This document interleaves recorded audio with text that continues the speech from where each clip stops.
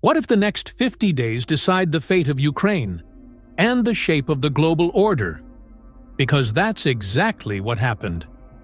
Putin launched new hypersonic tests. Trump fired back with a 50-day ultimatum: withdraw or face full isolation. But here's what no one is talking about. This wasn't just about war. It was about leverage, energy, BRICS, and one target most people overlooked: Brazil. And the scariest part? This standoff may have already set the fuse for the next major global collapse: Ukraine as the breaking point. The war in Ukraine is no longer just about Kyiv and Moscow. It has become the minefield of a much larger confrontation between two men who never truly trusted each other. Trump and Putin are at war, and the trigger is exactly this: the future of Ukraine. In recent days, President Trump raised the stakes. He declared that Russia has 50 days to withdraw key forces from eastern Ukraine. If not, the U.S. will impose devastating sanctions and sever ties with any country doing side deals with Moscow. The message was loud and aimed at more than one target. Putin responded with joint military drills in Belarus, reinforcements along the Donbas front, and new hypersonic missile tests. He's not backing down, and Trump knows it. Which is why this 50-day threat might be more of a strategic bluff than a promise. Their relationship was never simple. In public, Trump praised Putin. Behind the scenes, he approved lethal aid to Ukraine, sanctioned Russian banks, and pushed Europe to cut dependence on Russian gas. It was under Trump that Javelin missiles first arrived in Kyiv. But there was a calculation. Trump never sought Ukraine's victory. He saw it as leverage over the Kremlin. In 2019, he froze military aid to pressure President Zelensky to investigate the Bidens, a move that nearly cost him his presidency. Putin understood. To Trump, Ukraine is not an ally. It's a bargaining chip. Now, as the war grinds on and Russia regains territory in Bakhmut and Kharkiv, Trump sees the window closing. His strategy shifts: threaten Putin directly, target Russian fertilizer exports, and pressure BRICS nations, especially Brazil, to pick a side. But here's what most don't realize. This tension between Trump and Putin isn't just about Ukraine. It's about what comes after. And that's where Brazil enters the picture. We'll get back to that. The war in Ukraine isn't over. It's entered a new phase, slower, more calculated, and even more dangerous. By 2025, the front lines have largely stalled. But the economic war has exploded. Putin has solidified his military presence in parts of the Donbas, expanded operations near Kharkiv, and deployed Iranian-made drones to strike Ukrainian supply routes, even along NATO's borders. Meanwhile, Kyiv is more dependent than ever on U.S. military aid. And who's back in the White House? Trump. That contradiction is explosive. Even in office, Trump continues to claim he could end the war in 24 hours. But in practice, he's cut back support to Ukraine, demanded political concessions, and shifted his focus toward ramping up sanctions against Russia. The result is a deadlock. The war drags on, the aid is conditional, and the economic fallout is global. Europe is drowning in energy inflation. Asia feels the ripple effects in grain and fertilizer markets. And the BRICS countries are gaining ground. Putin is using the conflict to deepen ties with China, Iran, and Brazil. He's redrawing the flow of energy, agricultural inputs, even capital. More oil to India, more fertilizer to Brazil, more deals in yuan. That's where the clash with Trump heats up. To the American president, these moves amount to indirect sabotage. In his view, the BRICS aren't staying neutral. they're quietly keeping Russia's war machine alive from the sidelines. And so the US. Response escalates. Tariffs, sanctions, trade threats. Putin counters with quiet alliances and back-channel deals. And while missiles fly over Ukraine, what's really being fought over is the power to define how the world works. The relationship between Trump and Putin has always been a strategic paradox. For years, they were treated as allies, but they were never truly on the same side. And now, with Ukraine's future and the rise of the BRICS on the line, that contradiction has become impossible to ignore. Putin sees the war as existential. Losing in Ukraine would mean the collapse of Russian influence across the post-Soviet space and the irreversible advance of NATO. That's why he's going all in. Military mobilization, energy sabotage in Europe, cyber attacks, and tactical partnerships with Iran and China. Trump, on the other hand, sees the war as a political lever. Now, back in the White House, he's not interested in making peace with Putin. He wants to contain the rise of the Russia-China BRICS axis, which threatens the dominance of the dollar, NATO, and US industry. In Trump's view, Putin has crossed the line, not just by invading Ukraine, but by trying to reshape the global order without the United States. That's why the 50-day ultimatum is more than a threat to Russia. It's a warning to the rest of the world. You're either with us or against us. And Putin knows it. He's already responding.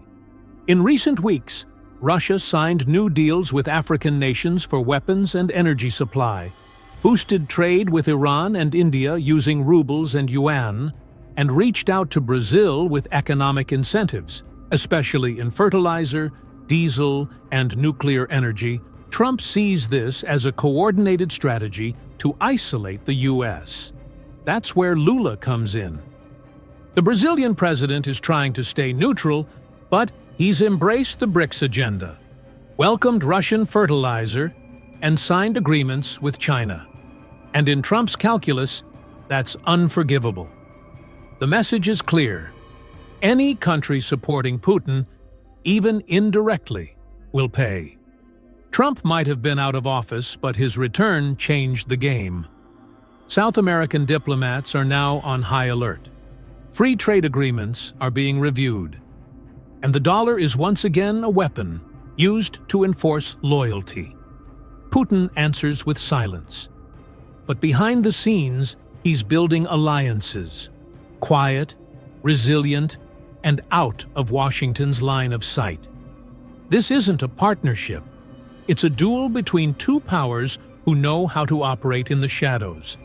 And the real question isn't whether there will be a rupture. It's who blinks first. It wasn't a suggestion. It was a direct threat. And for anyone who understands geopolitics, that changes everything. Officially, Trump demands that Russia reduce its military footprint in Ukraine, halt cyber attacks on American infrastructure, and stop fueling the parallel financial system being built with China. But beneath the rhetoric lies a deeper calculation. Trump wants to force Putin to back down, without firing a single shot. How? With tariffs, with the dollar, with fear. He plans to reactivate sanctions on Russia's secondary banks, squeeze BRICS partners through trade blockades, and shut out companies that deal in non-Western currencies. For Putin, it's a slow but deadly financial siege. And more than that, Trump is warning countries like Brazil, India, the UAE, even Turkey. If you keep doing business with Moscow, there will be consequences. The goal is clear: cut Russia off before it locks in a new global power bloc. Putin, for his part, sees the ultimatum as a bluff. To him, Trump is posturing, projecting strength for domestic optics, not out of genuine intent to confront the Kremlin. And that's why Moscow has ramped up the pressure in response. New tactical missile tests in the Baltics, warships deployed to the South Atlantic. A surprise visit to Damascus, signaling the Russia-Iran-Syria axis is still active. Putin's message is simple. We're not backing down, and if we talk, it'll be on our terms.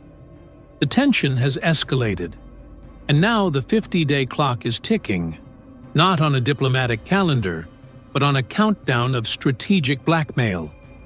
Trump wants to use time as a weapon. Putin wants to turn time into attrition. And in the shadows, alliances are forming, deals are being signed, far from the public eye. Because this isn't a conventional war. It's a war over control, over currency, over the story the world tells itself.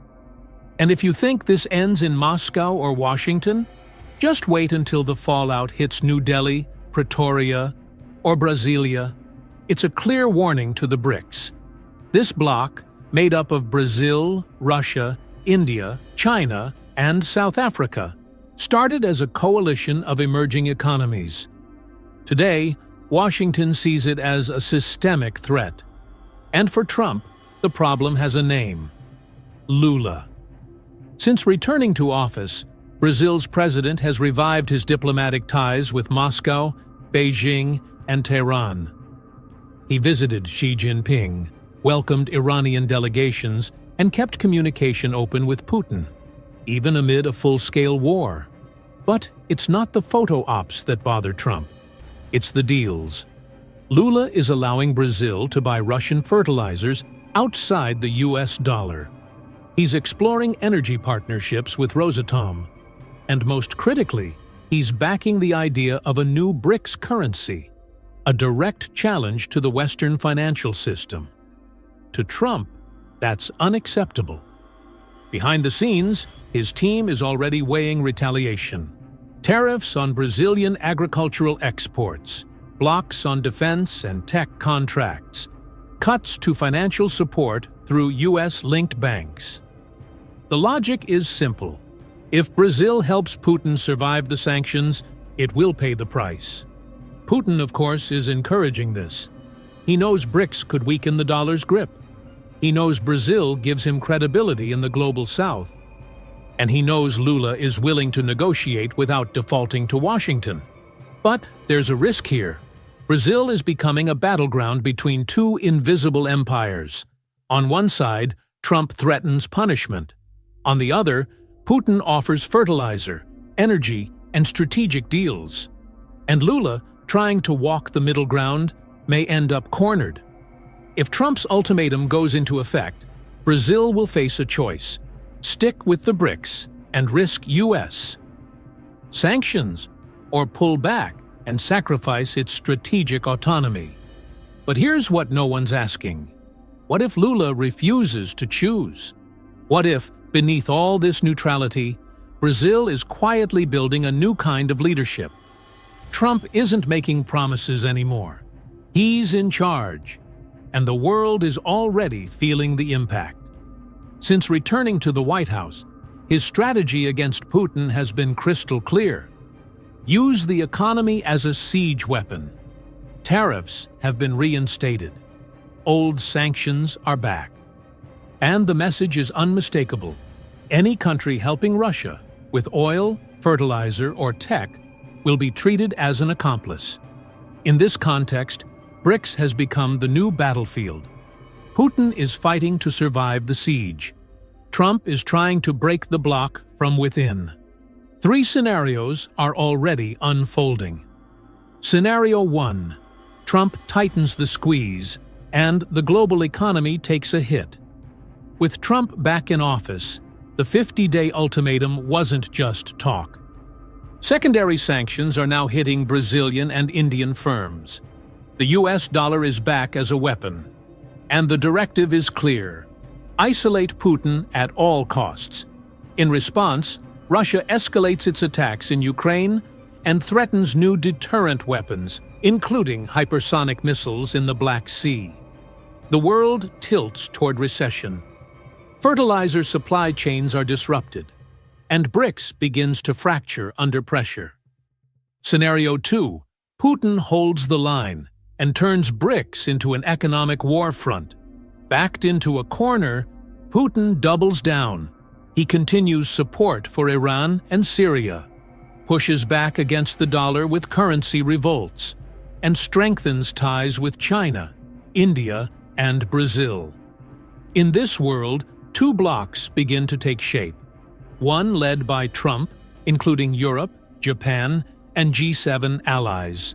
The other, unofficial but real, led by Moscow and Beijing, with Brazil trying to walk the tightrope. Tensions go systemic. And a single misstep could trigger a full rupture. Scenario 3. Lula tries to balance and becomes the deciding piece. Lula keeps playing mediator. He negotiates fertilizer with Moscow, commodities with Washington, infrastructure with Beijing. But Trump has no patience for fence-sitters. He's already threatening to review trade agreements with Brazil. Meanwhile, Putin wants deeper political alignment and offers new investments. Lula tries to keep the game balanced. But the more he stays neutral, the more central he becomes. If he miscalculates, Brazil could become the first target of crossfire, without a single shot being fired. Silence before the tariffs. Silence before the ultimatum. Silence before the collapse. Trump and Putin aren't just on opposite sides of a conflict. They're playing different games on overlapping boards. One wants to restore American order. The other wants to bury it. And in the middle, leaders like Lula are trying to balance the impossible. But here's what few realize. The next moves won't happen on the battlefield. They'll happen behind closed doors, through hidden transactions, and deals that never make headlines. That's what makes this conflict more dangerous than it seems. Because when the real war is over currency, influence, and truth, bombs don't need to fall for empires to collapse. History might be shifting now, quietly, in the shadows. But soon, it won't be quiet anymore.